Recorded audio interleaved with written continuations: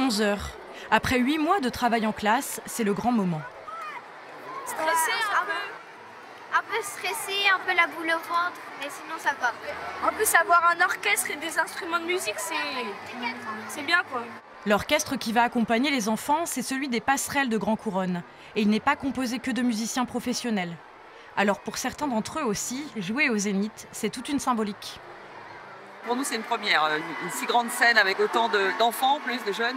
C'est un concert joyeux, je pense. Et donc, on va essayer d'être dans le thème. Apporter de la joie aux enfants et s'entendre suffisamment au milieu du tumulte pour éviter les fausses notes. Pari réussi avec d'abord le conte musical Piccolo, Saxo et compagnie. La guitare qui courait à toutes jambes. Une œuvre de 1956 qui raconte avec humour et poésie la formation d'un orchestre. Il y avait aussi l'énorme grand-mère contrebasse. Avant le moment que les élèves attendaient tous.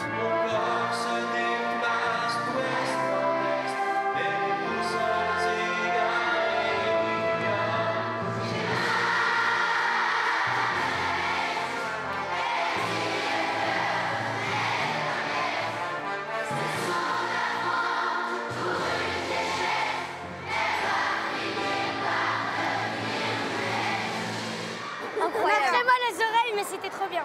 Et alors du coup, est-ce que ça vous réconcilie avec la musique classique? Est-ce que vous avez aimé? Ah ouais, j'aimais pas du tout. Au début, j'aimais pas du tout.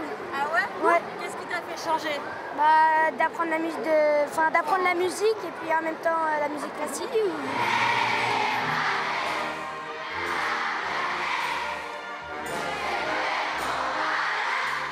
L'effusion dans la salle, les voix des milliers d'enfants, la musique puissante.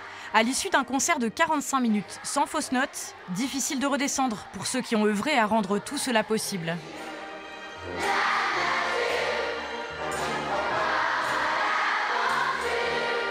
Pour nous, c'est Paris gagnant et je pense qu'ils ont passé un bon moment et du coup, nous 2 fois plus. Maintenant que c'est fini, il y a comme une sorte de grand vide.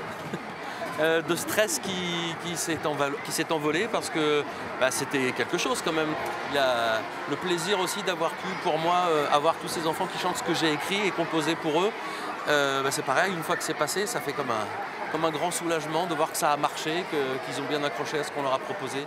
Ne vous cache pas que c'est beaucoup d'émotions. On a beau l'anticiper, le préparer, se dire que tout va bien se passer, et bien quand on le vit, c'est quand même une certaine énergie qui nous remplit. Alors, les larmes n'ont pas coulé, mais le cœur était bien rempli. Les secrets de l'orchestre prennent fin au Zénith de Rouen. Mais il devrait bientôt investir 22 autres salles françaises.